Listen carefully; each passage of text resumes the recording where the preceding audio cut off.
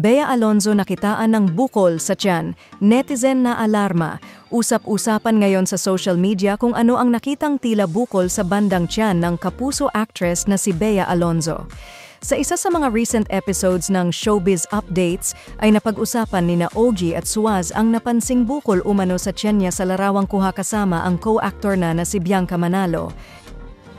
Sinend sa akin ng isang netizen yung picture nila Bea, parang pinapasagot niya ako doon sa kaniyang katanungan na hindi ko naman alam kung anong isasagot, panimula ni OG.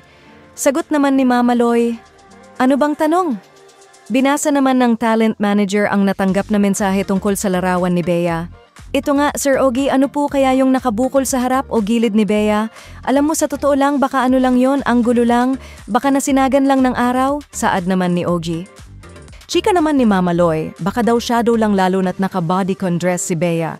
Sa ngayon ay wala pa ring inilalabas na pahayag ang aktres tungkol sa issue.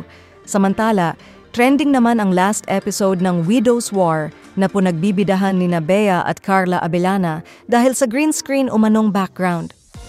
Salamat sa iyong panonood at kung bago ka pa lang sa aming channel, huwag kalimutang mag-subscribe at pindutin ang bell icon para ma-notify ka kung may bago kaming upload.